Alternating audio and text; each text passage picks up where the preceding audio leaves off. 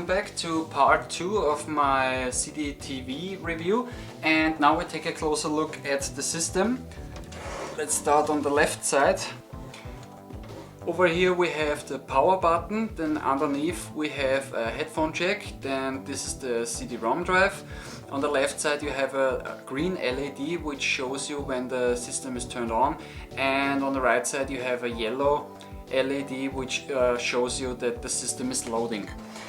Then we have the infrared receiver over here, then a display which shows the clock, and underneath the clock you have the it shows the volume for the headphone jack. On the right side we have the volume control, but it's only for the headphone jack. Then we have the pause and play button, the stop button, rewind, forward, button to change between CDTV and regular TV, and the reset button. On top we have the Commodore logo and CDTV, and it's, like I said in part 1, it was only called Commodore CDTV and not Commodore Amiga CDTV. And underneath the display we have a memory cartridge slot, and back in the days there were two memory cartridges released, one with 64 kilobytes and one with 265 kilobytes. So this was the front side of the system. Let's come to the rear end of the system, or the back of the system. Okay, let's start on the right side this time. Over here we have the composite video out, then an antenna input, kind of a RF output, then an RGB port, parallel and serial port. Then we have the disk drive port where you could plug the 3.5 inch floppy disk drive, an expansion slot or expansion port, and I only have seen one expansion for this unit, and it was an expansion with two 9-pin controller ports to use the normal Amiga joysticks on this system. Then MIDI out and in, which was used for music instruments as far as I know. Then the audio out for stereo, left and right. Then this is the AC port where you plug in the power cable. And here we have the keyboard port and the mouse and joystick port. And I mentioned the mouse and also the port in part 1. This is the CDTV mouse, and like I said, it's a very strange and very unique connector, and it looks almost like the CDI port from Philips, but it's a different one. And also what's very interesting, because it's mouse and joystick, and there was never a joystick released which has this kind of connector for this system. So yeah, there was never a joystick for the system.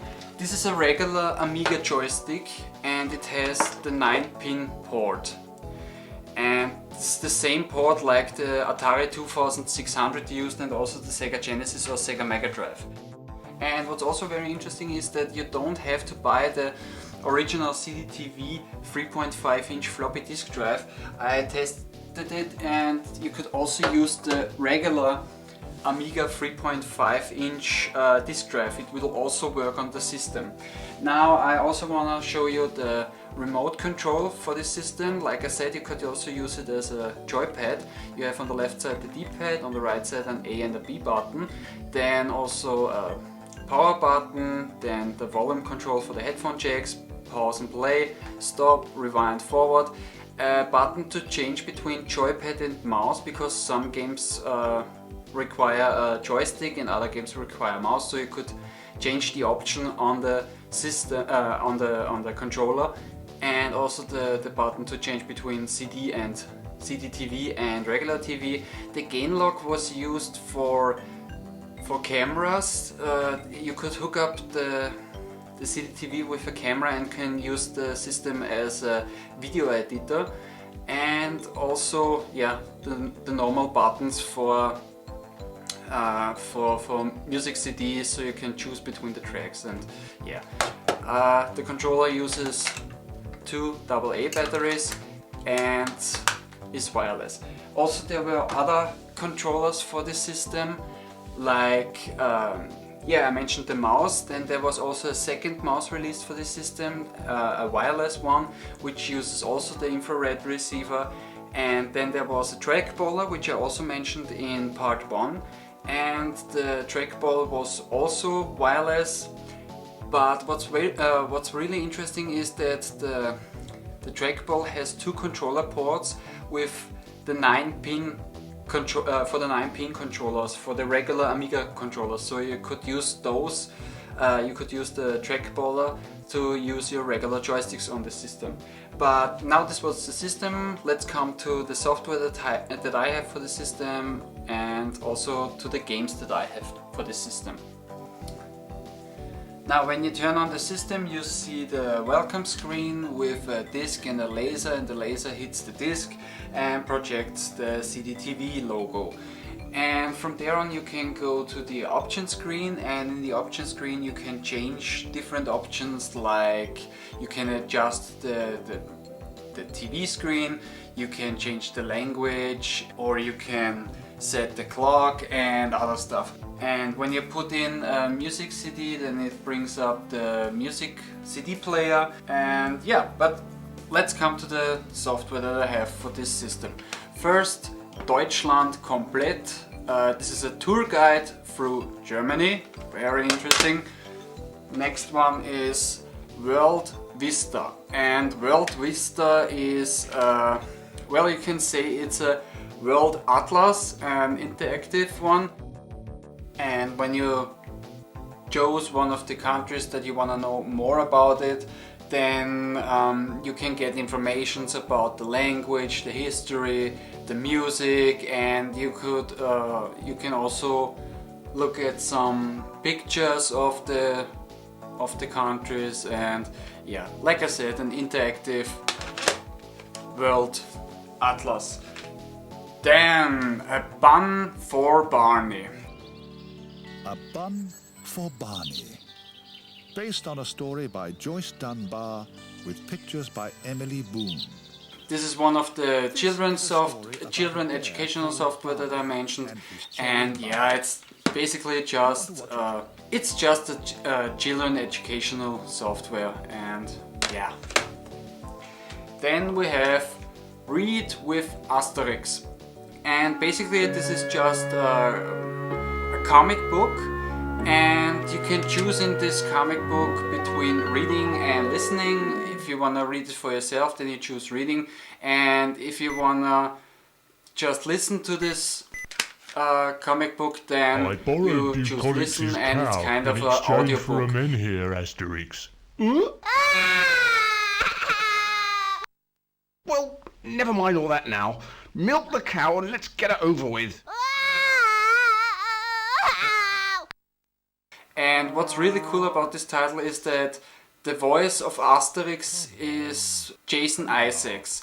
And many of you know Jason Isaacs as Lucius Malfoy, the father of Draco Malfoy from Harry Potter, or he was also the bad guy in Patriot with Mel Gibson, and he also played in Event Horizon and Dragonheart, and so on and so on and so on. Okay, now let's come to the converted games. First one is Lemmings, and I guess almost everyone knows the Lemmings.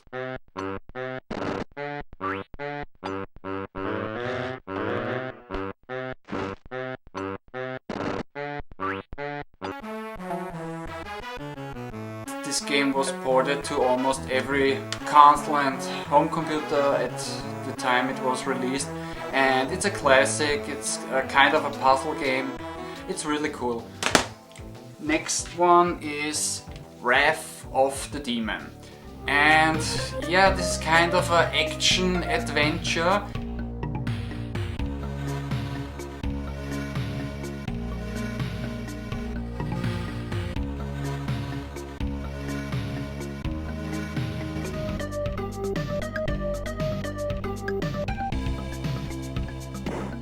The graphics are very good, or better let's say the graphic is very good in this game, and I really like the music in this game, but the controls are a little bit awkward and the controls also lag a little bit.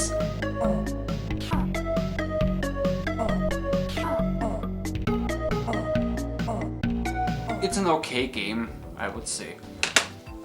Next one is Defender of the Crown, another classic from Cinemaware, and this is basically an action strategy game, and I really like this version. It's a very good version with voice acting and nice graphics.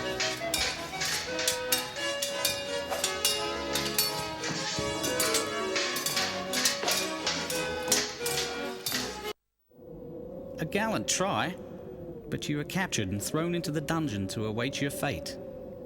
After many days and nights, you negotiate with your captors and pay ransom. You are released, somewhat poorer, but a bit wiser.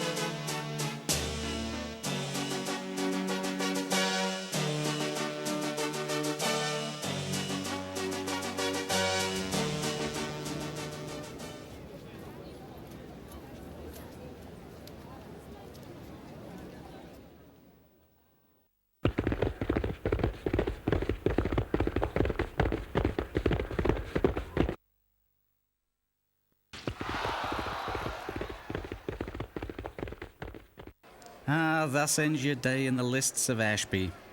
You were not champion, but your deeds will be remembered. Leaving for home, you vow to bring glory to your name. And yeah, it's a really cool title. Next one is Simcity, another classic, and I guess everybody, like Lemmings, everybody knows this game. It's a city building simulation, and this is a very good version. I read somewhere in the internet that the CDTV version should be the prettiest version, let's say it like that, of all the SimCities, or better let's say of all the SimCities from that time, from 1989 or 1990.